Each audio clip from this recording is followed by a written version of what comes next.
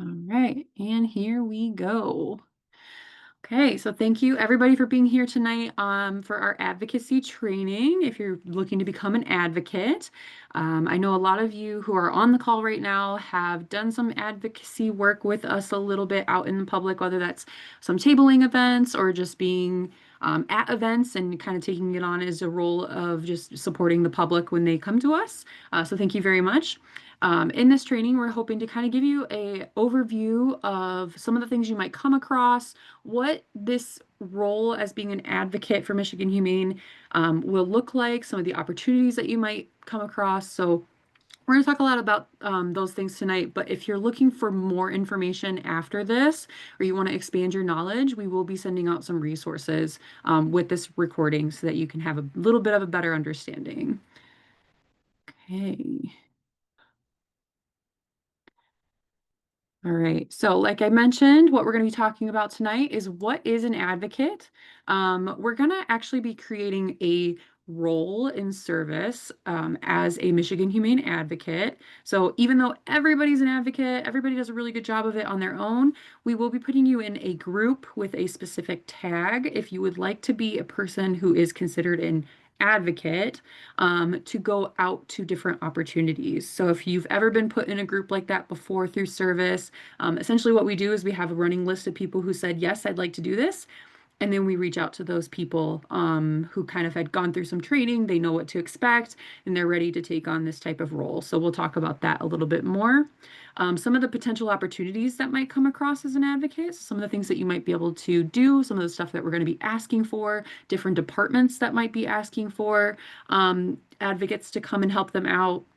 So, some of you might have already gotten those. We've been getting a lot more recently, requests from other departments. So we'll talk about what those look like, how we consider working with different populations and how important that is. We'll be talking about that as well, and the expectations of our advocates when they're going out to these events, as well as some common questions and some responses to give to those questions that you might receive while you're out working with the public.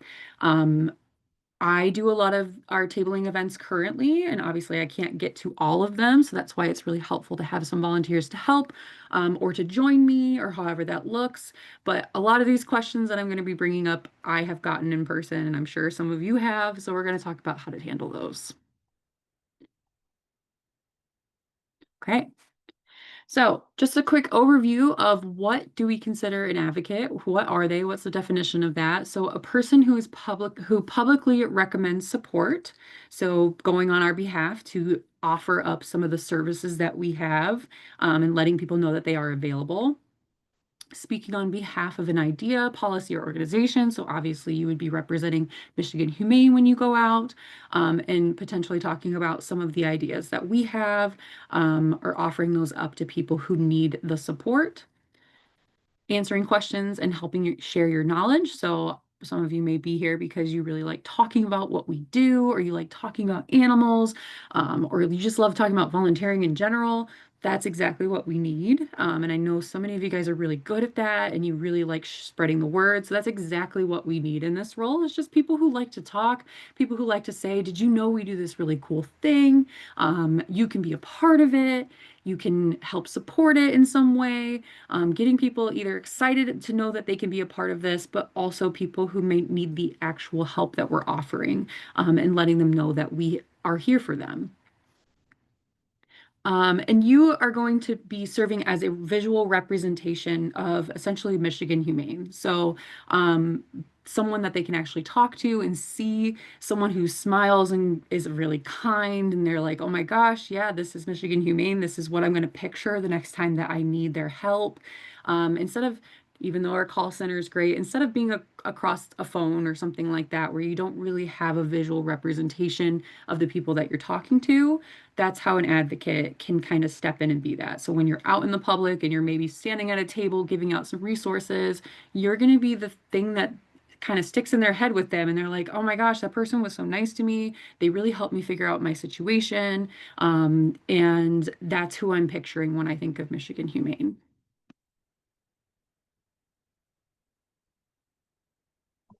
It's that friendly face, right? The friendly face that brings people back. Yes. Yeah, I mean, you guys do a great job of that already. So, um, some of the ways that you guys could be those friendly faces are going to be different opportunities that come to us. So sometimes they're going to be ones that are pretty typical, our general events that we do. So again, you guys, a lot of you have done these before, but this photo here is a lovely photo of our volunteers helping at One Health. We need people obviously to help speak on what we're offering, but also to sometimes just talk to the public and be a person who can listen to their stories, hear what they need help with, offer up some, did you know we have a call center? Did you know that we have food that we give out? Just kind of being that person who talks to them and makes them feel welcome. So it could be an event like that. Could also be partner requests. So sometimes when we have um, a good example is kind of tomorrow. If you guys saw the email about the Lady Wings having some people come out to talk and just kind of be a part of their event. Sometimes it's like that. So it's not really our event, but it's somebody that we work with and they really enjoy our presence and they like us to be there. Sometimes they'll have animals like they are tomorrow, sometimes not. But sometimes we receive those requests from other people. So they want us to spend some of our time joining them at one of their events. Tabling opportunities. If you're not familiar with what a tabling opportunity is, it's essentially going out to, sometimes it's a partner request, but sometimes it is like a volunteer fair or a library asking for local organizations to come and talk about what their services are. Um, there's we have job fair ones that we're a part of sometimes, and sometimes our uh, um, HR team asks for assistance for someone just being there as an extra body to talk and welcome people. So essentially what we do at those tabling events is have a table and we have all of our branded stuff out and we have lots of So pamphlets, how do you show my picture? goodies. Oh, I think someone came off mute. Oh, sorry about Do I that. say my name? And they come out and they do different activities at the table. So they might have giveaways. We've done some games and things for people sometimes. We've also given away just like things to people in the community if they need it. So like toys or treats or something like that that they can take from the table. So there might be a variety of things that are bringing people to come talk to us. Um, and a lot of times at these events, there's a specific topic that we're trying to hit. So one of those tabling events, if it's at a um, volunteer fair, then our topic would be volunteers. So then we really would love to have volunteers at those events because they can, talk about why they love volunteering and encourage people to come join us and talk about the different roles that they like. But then we might have other ones that are more leaning toward our philanthropy team needs some help. So you might be going out there and talking about some of the donation options that we have or um, presenting them with the kibble and how to sign up, which is our philanthropy email that goes out, our newsletter. So there's a variety of different topics that could come out of these requests. We also might have internal requests. So we've had Jen, you might have to help me with the name of when our members of our board come through and they do some like kind of checking it out, and we have some representatives, some internal events like that where we might have some people talk about why they love volunteering. Um, Also helping at, oh, sorry, go ahead. Yeah, they're just internal events, right? So sometimes we are bringing in some of our supporters to talk about the work that we're doing, and we really like to showcase volunteering as part of that work because it is part, right? We're doing things in the community, we're doing things in the shelter, and you guys are a part of that work and help make the work happen.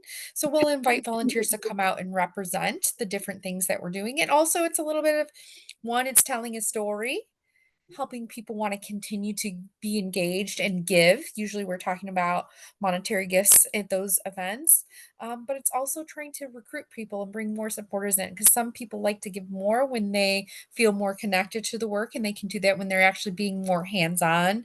So maybe they want to come and spend time with cats at the shelter. as well as give to us. So that could be an example of an internal request. And you're going to jump into how they can also look internally. Open house, that's when the volunteer department specifically, right, is doing something where we would love your guys' support because you know the work, you can talk on behalf of it, and who better to represent it and help people feel like they can be a part of this work too than having you guys there who've done it, who know how you feel when you do it. You understand the value better than anyone because you're doing it, right? So it just is a better way for us to be able to connect with people who could be supporters, who could get involved. They can help see themselves doing it when they see other people who might look like them or think like them or have similar values to them.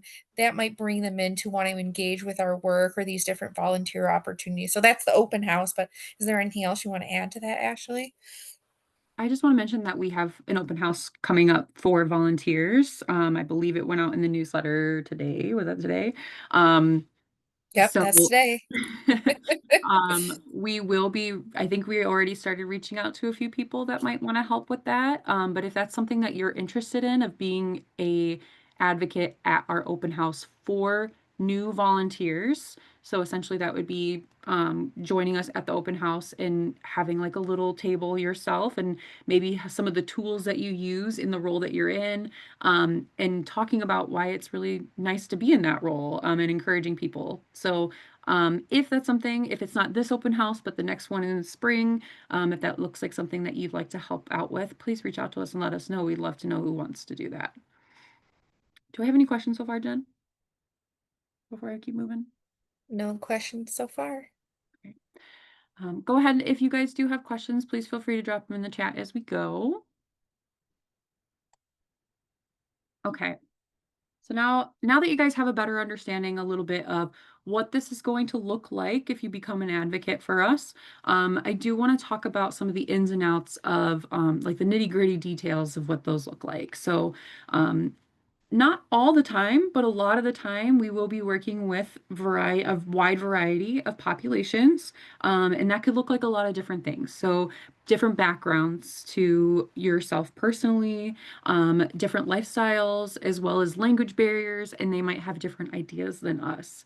And that's okay. We know that what makes especially the Detroit area great is that there's a lot of different types of people here and they have a lot to offer. And we want to give them all support in whatever possible way we can. We've been moving a lot toward trying to break down a lot of those barriers that we come across and finding different ways to communicate with the public, because really what we want to do is respect everyone and treat them with care and kindness and make sure that their animals are taken care of, regardless of what their home situation is. So what's really important to keep in mind is that while we are being advocates, we want to try and be as clear-minded and as supportive as possible with everybody that we come across.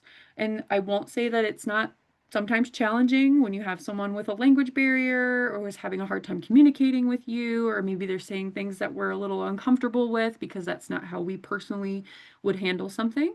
And that's okay. I like to give you guys a heads up though, that that might be something that you come across and you have to be able to assess yourself of whether or not that's something that you think you'll be able to work through and handle appropriately.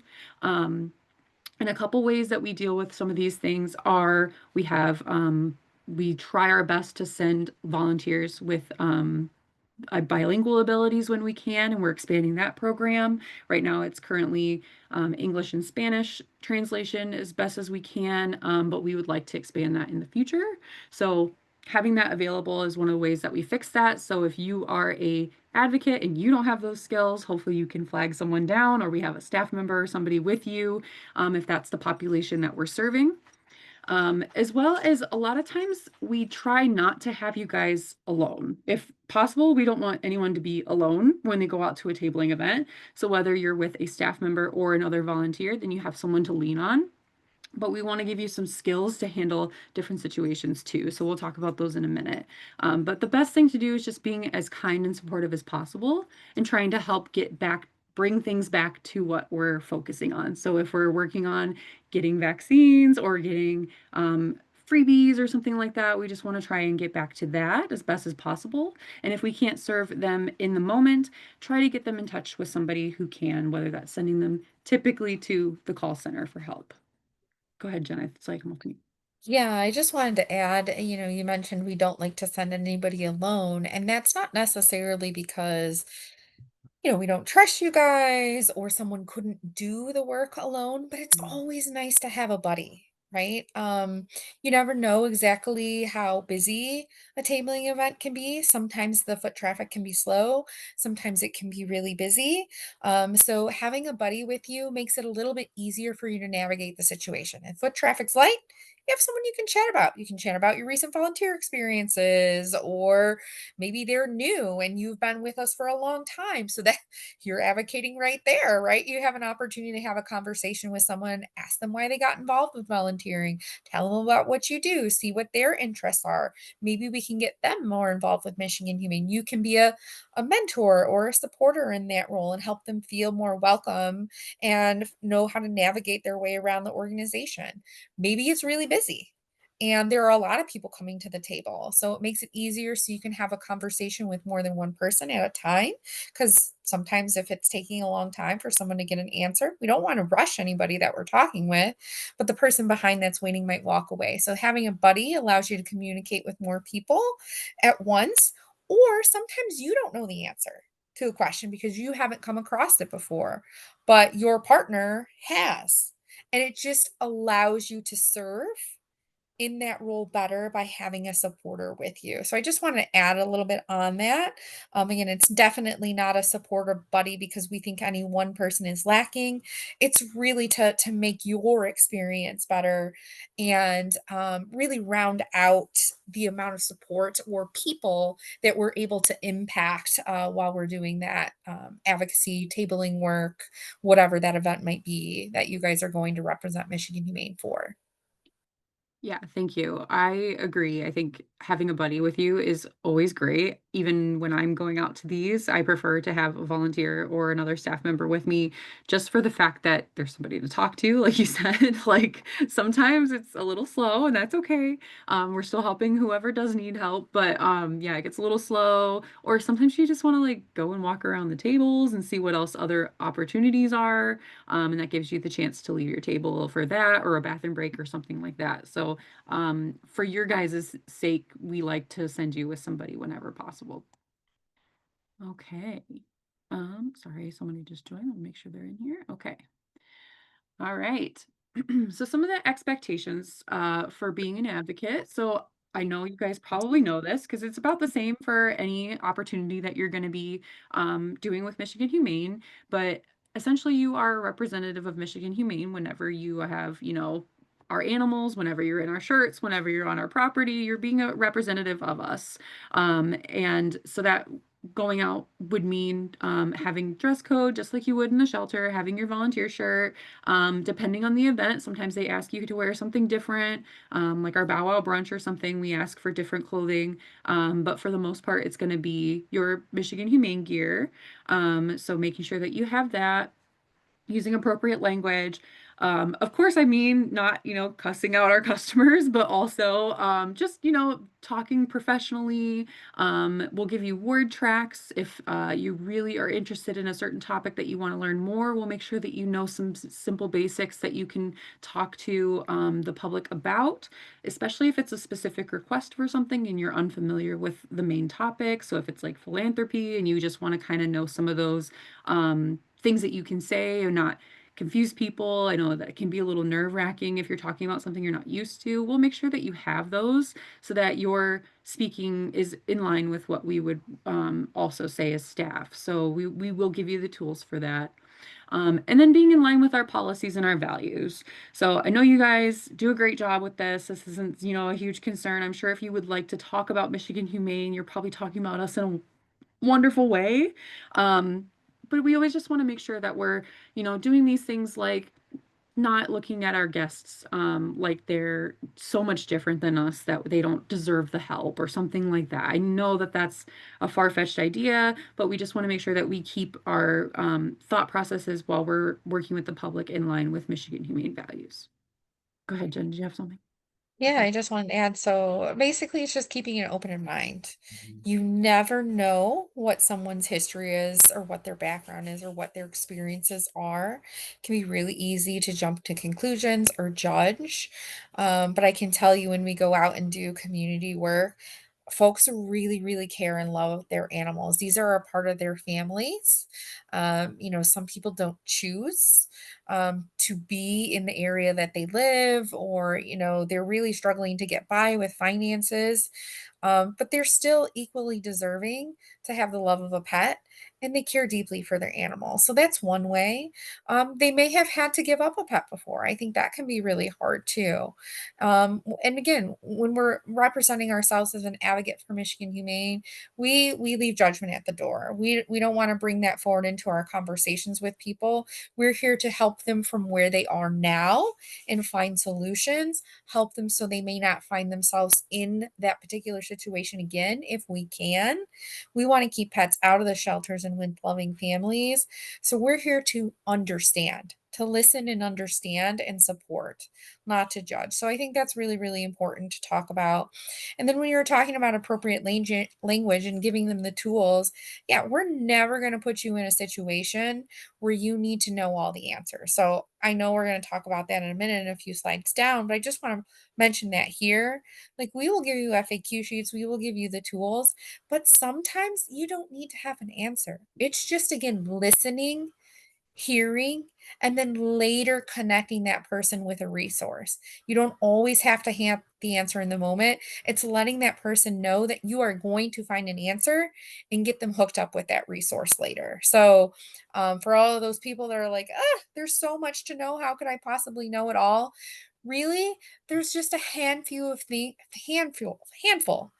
things that you need to know to be able to do this work. Almost anyone can be an advocate. It's more about your mindset and your willingness to just be there to support another human, want to represent Michigan Humane, and want to bring other people into this organization so they feel welcome, they feel included, they feel supported, they know they're not alone in this world, right? Sometimes life can be tricky. So that's what we're talking about when we're talking about being an advocate. It's really just being a carer of other humans and wanting to represent the work that Michigan Humane does and bring people into that. Thank you, Jen. That was, yeah, that's really it, is like you said, understanding. Um, if you're an advocate at a lot of these events, you're probably going to be doing a lot of nodding and I'm so sorry that happened to you, or oh my goodness, what a story that you shared with me. Thank you so much for sharing that with me. If you have good customer service skills, that's really all you need, is to be able to make someone feel like they were heard. A lot of times you go to these events, and people just kind of want to talk about their situation. That's really, they see somebody and they go, "Oh my gosh, that person works with animals. They're going to be somebody who understands my situation with my animal." And they just kind of want to talk about it, and that's okay. And then you send them on their way with some resources, or you send them with a freebie, and that's just another touch point that we've made in the community that makes people feel like Michigan Humane is a safe place that they can come to when something happens, in their life. Hopefully not, but it's someone that they can refer to if something happens to someone else. Again, you're that image that they can hold on to and say, "This is Michigan Humane. If I need to come to them, I know that this is the quality of care that I'm going to receive." Okay. Beautifully said. Um, Thank you. So here I just put on our core values. I know a lot of you guys have probably seen them before, but they kind of come in and out of our conversation. And they're maybe not just always in front of our face for us to see. So I do just want to walk over these again. And our um, core values for staff that we do call outs for are created from this, but also your volunteer values are also created from this. We've taken this and kind of tweaked it to become part of your call out system too. So this is what our main core value list is.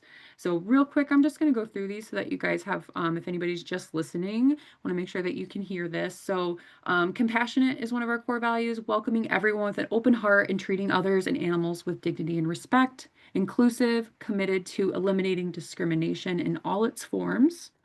Collaborative, working as one team with partners, supporters, and the community, and passionate, inspired by the unconditional love from animals. So all of these go together, and we might be leaning more into one than another when in a certain situation, but this is really what we want to keep in our heads anytime we're working with Michigan Humane, anytime we're being representative of Michigan Humane, even outside of volunteer time or staff time. This is what really we're looking to accomplish as members of our community.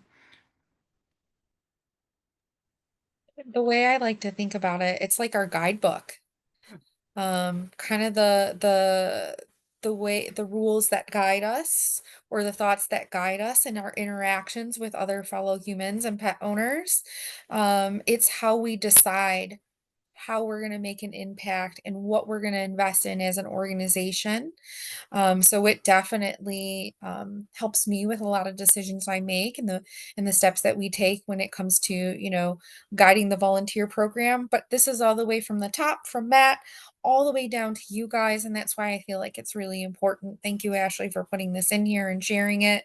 Because if you are a representative of Michigan Humane, if you are a supporter of Michigan Humane, this is what we believe. This is what we are trying to live and breathe and put into our community. It's more about the pets. It's more than just the people. It's like being part of this bigger picture and being there to support each other. So animals and people can really live a happy life together. So yeah, I just these are just beautiful. While you were talking, I couldn't stop looking at two of the words that are on here, and I think that if we're gonna really hold on to something under compassionate, where it says dignity and respect, but it says others and animals. That's our animals and our people treated with dignity and respect. So, like we mentioned earlier, of like sometimes they bring you things that you're kind of like, oh, that's not how I would deal with something, or that the way that they're talking makes me a little uncomfortable. It's always important to keep in mind that that even if they're different than us, even if their situation is different, they still deserve that dignity and respect, just like we would give anyone else that comes in our care. And I think if you can do that, if you can, set those kind of weird feelings aside and still offer that, I think you'd be a great advocate in any situation. Okay, so now I've got some frequently asked questions. So I'm sure this is what you guys are really excited for, is how on earth do I answer some of the things that I've either had before or I anticipate having. And I kind of want to see if you guys want to answer some of these for us, how you would maybe offer up to a guest that asks some questions. And I put in a lot of ones that I get pretty regularly. I don't want to say it's all the time, but it's usually, one of these pops up somewhere at an event or a tabling opportunity. So if anybody wants to answer, do you give out pet food? If anybody has an answer for that, you can either come off mute or you can type it in the chat. Yes, there's a pantry. Yes, there is a pantry. Does anyone want to add anything to that? Whatever what might tell a guest asking that. And it's okay if you guys don't. Who's a brave soul? There is a pantry. I don't know where it is, so I would say this is how you would get there in information, but I don't know what that is. So That's actually perfect. I'm glad that you said that you don't know because it's okay to not know. And that gives me the opportunity to let you guys know that we pretty much always have a map of these locations, of all of our locations for you guys to have on the table. And we almost always have a stack of flyers that says we have a pantry and it has a QR code on it. So just like that, you say, yes, we do have a pantry. You don't have to know where it is. You can pick up that piece of paper and hand it to them and tell them how to use the QR code. And that's all you have to do. They might press you for it. They might be like, well, do you have one over here? Do you have one over here? And again, it is perfectly appropriate to say, you know what, I'm not so sure. But if you follow that QR code, it'll take you to a calendar of all the locations. So thank you for that. That was great. That was perfect. Do you Like I mind said, if I you add don't to have to that? know. Oh yeah, go ahead, Jen. Yeah, so Then another great question that sometimes comes up, well, I don't know how to use a QR code, or what if there's not a location by me and I still need help, right? And you're like, ooh, they got me there. Because Mhm. then again, you don't have more information to give. They aren't just satisfied with the QR code. You're still not stuck, because guess what? We have this beautiful number, 1866 M Humane, that's super easy to remember. Gotta love the marketing team here. They've gotten so creative and they are good at their jobs. It's really easy to remember because it's our name, right? So they can call it, they can actually speak to one of our customer service staff who can answer specific questions for them. So, and then I also want to point out, Len put in the chat, um, they are the pantries are located in centers for immediate hardship. The pantries move around. So that's a pretty good answer.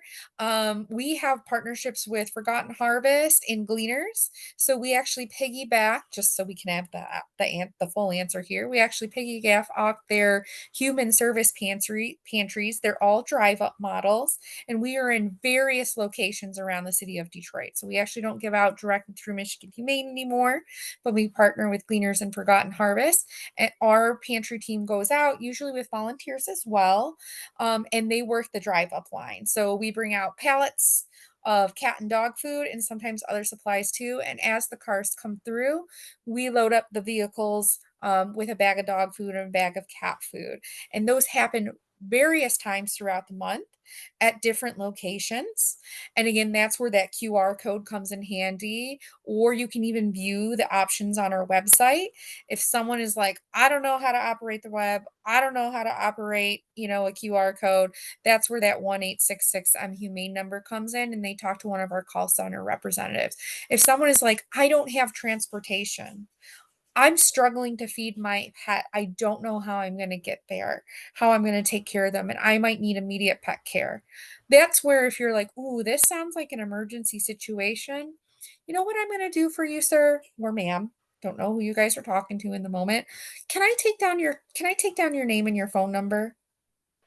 And if they say yes, you write that down, and that's where you bring that information back to the volunteer department, and we get it to the right people within the organization so they can get that detailed, specific help that they need. So, again, we're not problem solving, fixing the problem for them in the moment. You don't actually have to know the full answer, but you're taking down their name and their phone number and bringing it back to the people who can get them the answers after the fact. Because some cases are really, really complicated. And we could give you all the information in the world, but I promise you, someone is going to still come up with a question that we didn't think of ahead of time and put on that FAQ sheet for you. So that's why, again, really want to reiterate, it's okay if you don't know the answer. It's just knowing how to help someone feel heard and supported in the moment.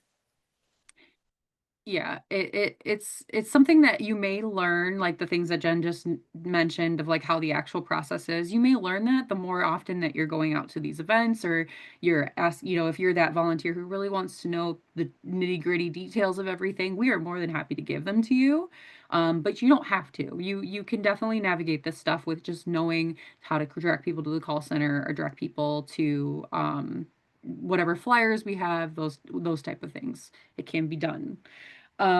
What about, I know I saw it in the chat, so I'm going to go ahead and skip to this "don't you guys euthanize pets" question, because not that it comes up a lot, but I know it can stop you in your tracks. Jen, can you read, is there anything specific from that question that was on there? So Cameron shared, I've been asked about euthanizing animals several times at my church, and I always tell them when they ask the staff, go through everything they can before they ever consider doing euthanasia. That's a great response, Cameron. Love that. Mhm. Um, Anybody else want to add to that? Because there are so many right answers to this question. Yeah, go ahead, Steph. Since I'm out in Rochester Hills, so I got to volunteer there in wildlife and help where I could elsewhere. Um, I personally witnessed a family had brought in Timmy, a little black poodle that was very old, and their parent had died. Elderly parent had died, and they brought the young dog in, or the old dog in, to be put down. And the employee talk to them and talk to them. Basically, we're able to talk them out of it. Say, why are you putting them down? You know, explain that there's other options. And they did actually turn them over, and they had, you know, teeth pulled and groomed up and were able to go up for adoption. I fostered him and really wanted to keep him. So it sort of sticks in my mind because I wanted him. But he was up on the site for adoption, and I had to take him home from home over there for the guy that adopted him then. But I mean, I've seen them. Sometimes people just don't know what to do and they just assume it's an old dog, so no one will want them. But you know, that's That not necessarily true. So Yeah, that's great stuff. I love that, kind of like how Cameron said, of just we try everything, you know, that we possibly can. That same happened, sounds like with that situation.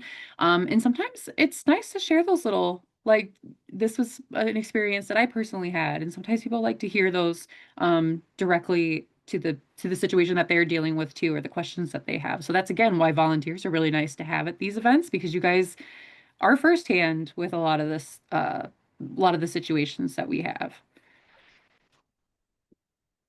I Um, still, Sorry, go ahead.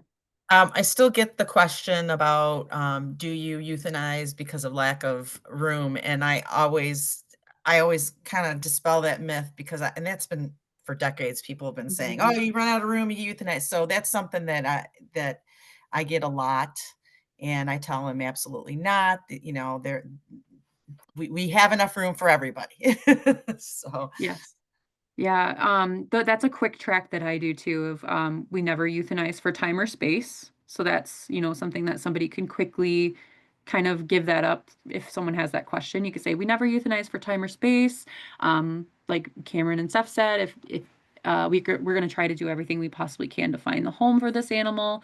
Another one that I like to offer up is that and this is, you know, sometimes can be a little bit too much, but we have a, gosh, I just forgot what I was gonna say. We have a duty to our animals and our community. So sometimes we have to make some tough decisions, but we're always going to do the best that we can to make sure that that's a good decision. Um, Again, this is not your job as a volunteer to like give them all of the reasons why, but it becomes kind of your thing if the more that you are an advocate. And I'm sure Mary, you've noticed that, of because I know you've done a few of these now with us, of just things that you're comfortable with saying or things that have worked for you to say, and you kind of use those again and again. It's going to be something that you guys kind of form for yourself, of this is an answer that I like to give, this is a comfortable thing for me to say. You build that out the more comfortable you get. I also want to add too to this question. I mean, it's wouldn't be wrong in the situation when someone says, "Don't you guys euthanize pets?" to say yes. And hear me out. I know that sounds contradictory, but we do sometimes have to make those really difficult decisions, like Ashley said. You know, we want to make sure whenever we're putting animals out into the community that they're healthy and safe enough. We never want an animal to be suffering. We would consider that to be inhumane. And we would never want to put an animal out in the community that would hurt another person or animal, or hurt another animal or person. So while we do euthanize pets, we still do not ever euthanize, like Asha said, based on space, um, or for a time limit. So whether it takes 2 days, 2 weeks, 2 months, 2 years, that's my favorite line. That's the one I use. We are still going to look for a home for that animal, even if it takes multiple tries with multiple adopters. As long as an animal is happy and healthy, there is no time limit for them. And even if they're adopted out, and then they come back years later, guess what? We're going to try to rehome that animal again. So it is dispelling that myth, like you said, Mary. I love what you said there. It's true. There's a lot of unknowns. And so that's what advocates do. They kind of help us get the real information out there to help people if they are not familiar. Because a lot of what advocates do is just educate or do a little bit of, what's the word I want to use here, but perspective shifting. Yes, euthanasia happens, but it's not always a bad thing. Sometimes it's a good thing and it needs to happen. So again, that might not be the right answer based on the event or the scenario, but I just want to put that out there because sometimes it is appropriate. Okay, was there anything else in the chat while we're paused here? Is there anything we should answer now? There is, but I don't know that I know the answer to this question. So this might have to be one we come back to, but who is qualified to receive home delivery? I think that's one of those where I would, again, I don't know it, so I'm not sure, Ashley, if you know it, but I probably would redirect here to the call center. Um, Basic talking points would be usually folks who need food or need support. We're going to be just there to support them in some way. Our home delivery services are supplemental. It's not what we're going to be out there every week to be able to be the primary source of food for their pet. But we definitely want to have a conversation with folks who are interested in this service. Maybe our community advocates team is going to be involved.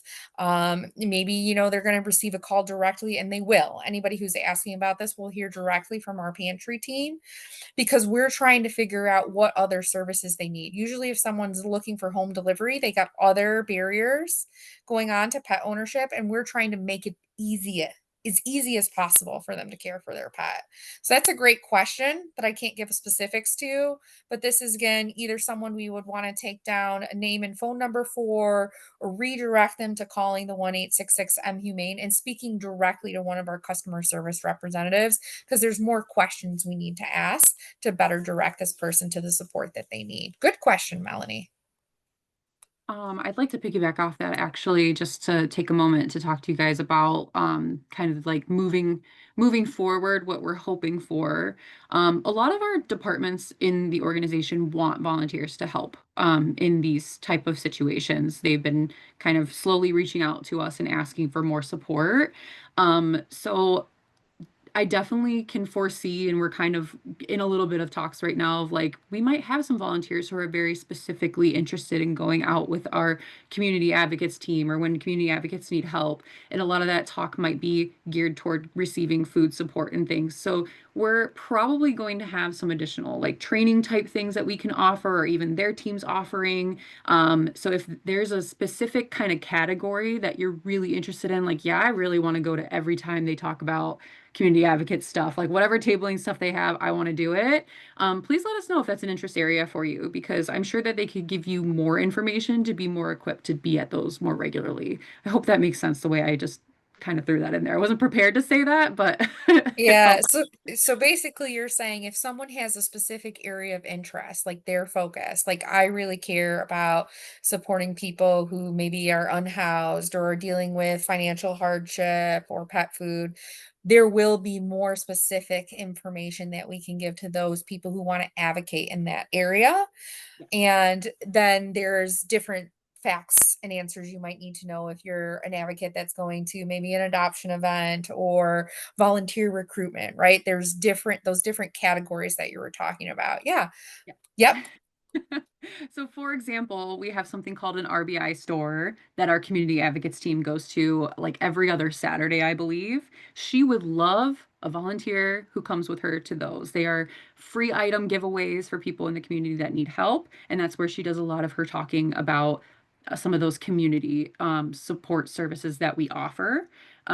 So, down the road, if that's your cup of tea and you're like, yeah, every Saturday, sign me up, I want to be that person, and you want to be able to speak more heavily on some of these topics, then our team who runs those would be more than happy to give you more talking points and a more in-depth understanding, if that's the thing that you want to be regularly a part of.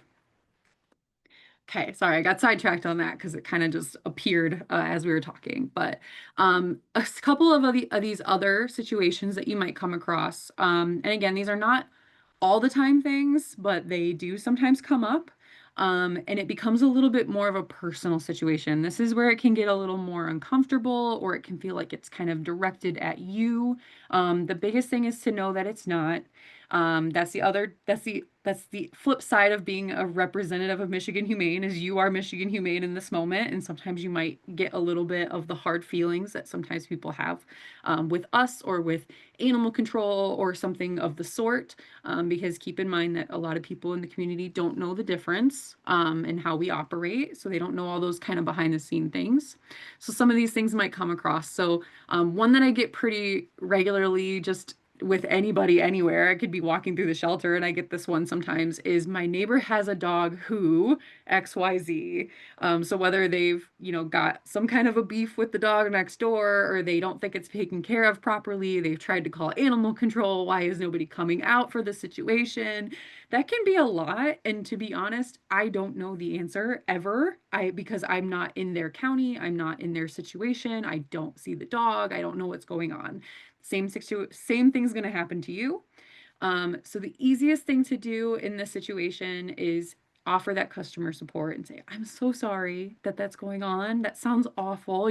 Just kind of support them in that feeling that they're feeling, because that's what they want to hear is someone listen to them and they understand the hard feelings that they're dealing with. Yeah.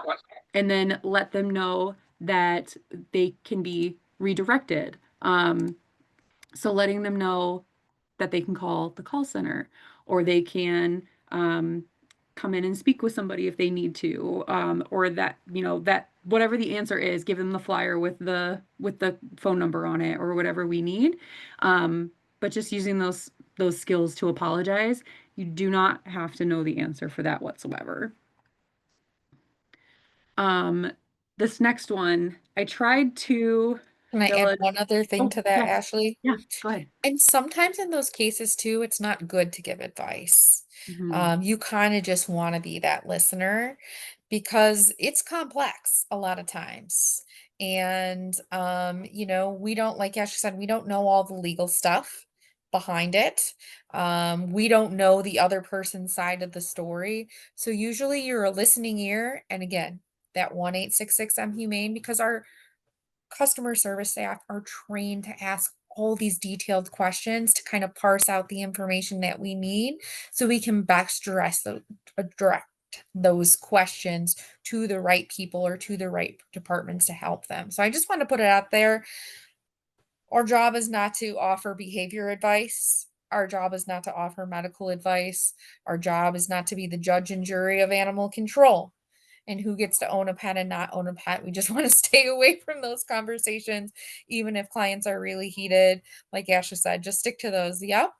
Ooh, wow, that sounds really challenging. You know what? That does sound concerning. So you're just repeating back some of the things that they're saying, validating those feelings in the moment, but not really giving them the next action item other than calling to get help from a trained professional.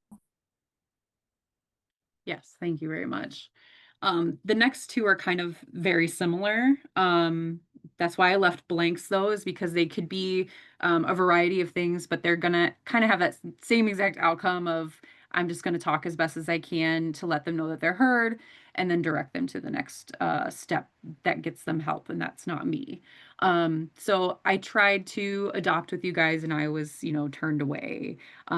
This one is also tricky because sometimes they're not talking about us. Sometimes they don't know the difference between Michigan Humane and another humane society. And it gets really lumped in really easily together. So something that may seem like an easy thing to do is to say, actually, our policy is, but they might not be talking about us, and that might just frustrate them more. So again, it's just kind of letting them know that you feel sorry that that situation happened, because what they're not looking for is for someone to tell them it didn't happen. That's not going to help anybody. What we need to do is just say, I'm so sorry that that happened to you. If you'd like to talk to somebody more about this, here's our call center number. They'd be happy to talk to you. And those can get really uncomfortable pretty fast. So, again, you'll have like a buddy with you or something. And if you need support or you need to like stop and, find the person who is running the tabling event or something like that, then that gives you the opportunity to do that as well. Not that we've had like any horrible customers or anything, but just sometimes you kind of get stuck in that and you can't get out. So sometimes, just knowing that you have the ability to change that, you're allowed to. I'm just going to add one other thing. Another great way to get out of these tricky ones. Again, some people just love to talk and you're there. Your job is to listen. It's an advocate, right? Somebody tried to do X and then this happened and this is how I feel about it. And what are you going to do about it? Because you're Michigan Humane, right? So they're looking for Michigan Humane to take action for whatever it is, or for you to apologize, right, for the bad service that maybe happened through one of our vet centers or through another vet center that wasn't Michigan Humane. Again, they're just here to talk about their animal stories. You can say, I'm so sorry. I am a volunteer. I Mhm. don't actually know a lot about that particular subject. I understand how that is super frustrating. I agree. If I was in your position, I would be frustrated, but I don't have any more information to give you. I wish I could, but I don't know the answer to that right now. But again, I can take your name and I can take your phone number and I can make sure it gets back to the volunteer supervisor after this event who will get you in touch with someone that can help talk you through this because I understand why you're frustrated. So again, that redirect, that apology, that validating of feelings, but you can kind of fall back on the part that you're a volunteer and say, "Sorry, I don't actually know any more information." So sometimes it's good. It's a good thing that you guys don't have the answer because that helps you stop a conversation from going down a place where someone wants you to agree to something that you can't because you just don't have the information or the authority in some cases to tell them what they want to hear, like, oh yes, we'll pay for that nail trim for you, or yes, we'll blah blah blah blah blah xyz, because usually they're looking for something in the I tried to blank and you guys said no, or I did this and that service was horrible. Not always, it's pretty rare, but it can happen. So want to give you the ways to kind of diffuse a frustrated person, because occasionally those guys will slip in. Yeah.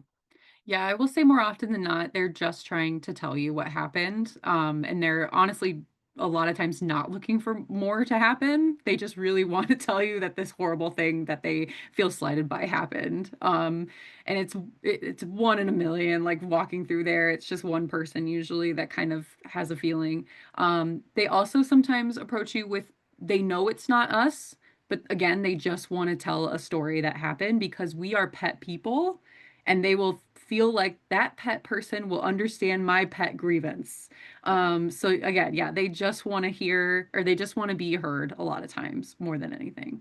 But yeah, easiest thing to remember is just apologize as best you can for whatever their situation is and let them know that that you hear them and then direct them to those services. Okay. Was there any other questions? Are we good?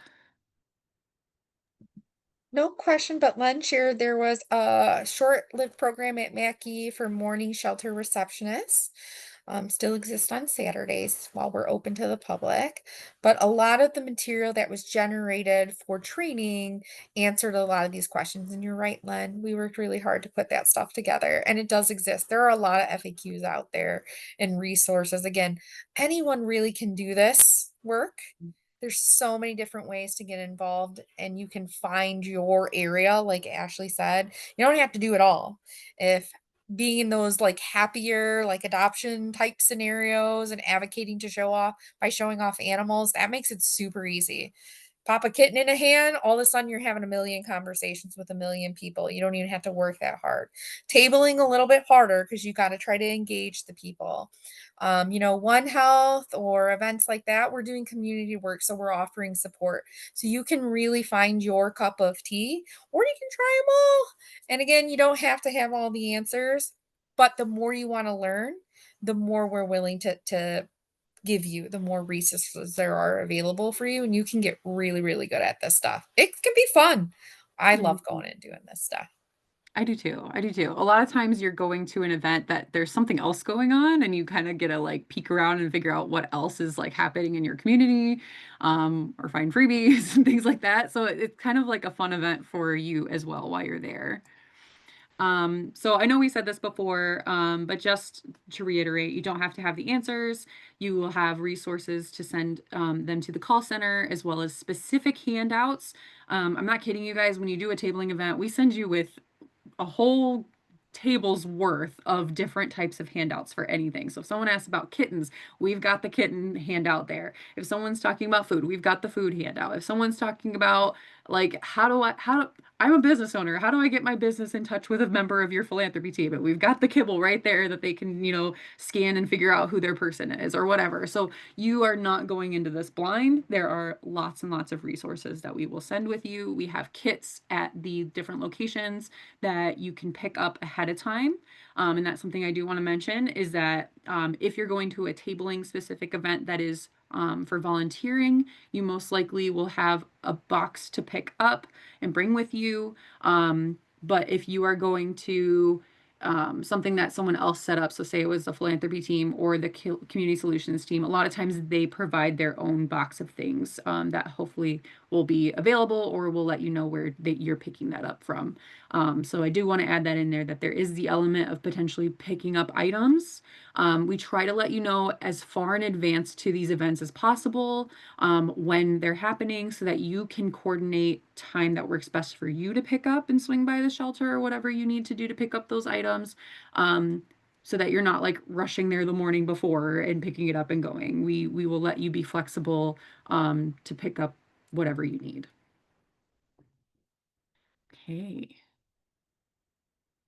All right, so our main goals are going to be welcoming others into the Michigan Humane family, like we said, just making sure that people feel like this is somebody that they can come back to and that they can picture when they're thinking about the services that we provide, showing that we care to whatever their situation is and help spread the word. So sometimes we go to these events and hope that we're going to like serve a specific purpose and maybe give out, a bunch of freebies. Maybe we don't give out a bunch of freebies, but we talk to quite a few people.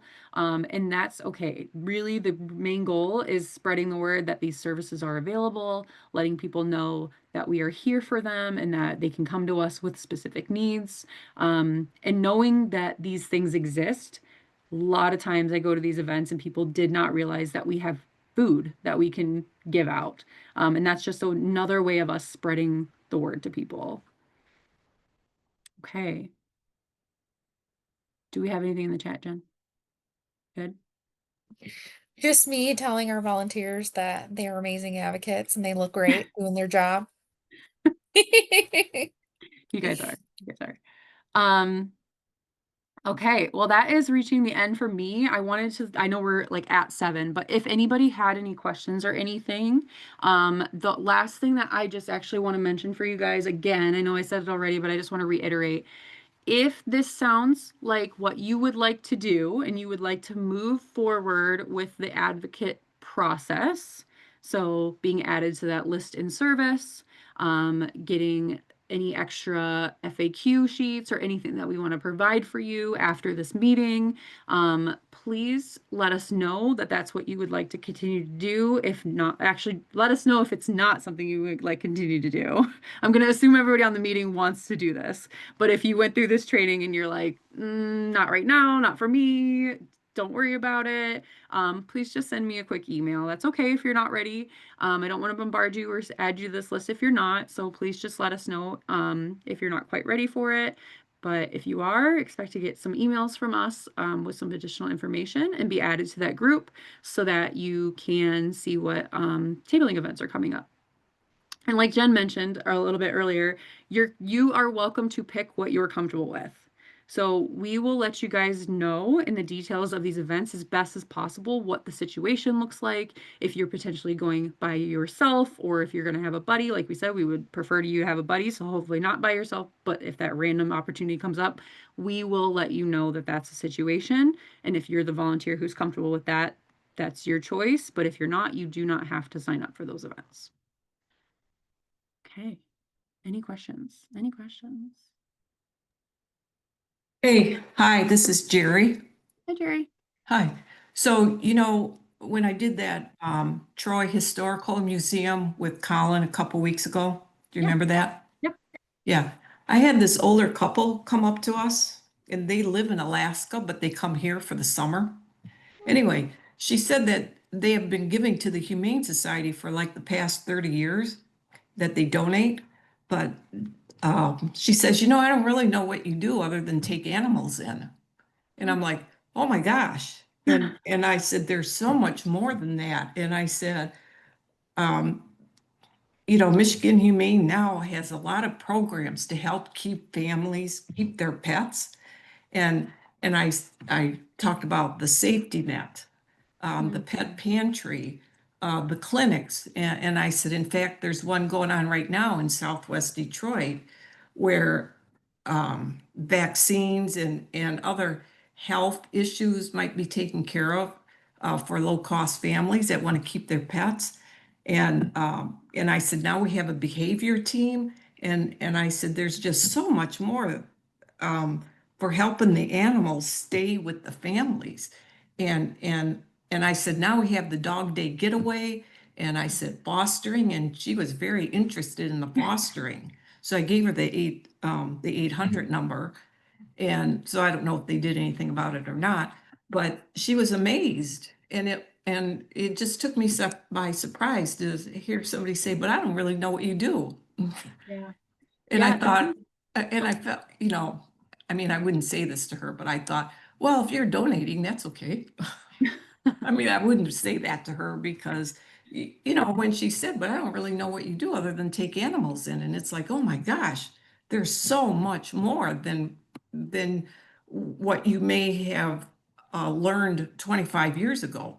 yes. So Yeah. And it's growing anyway, every day. I mean, yeah. we're adding stuff all And the time.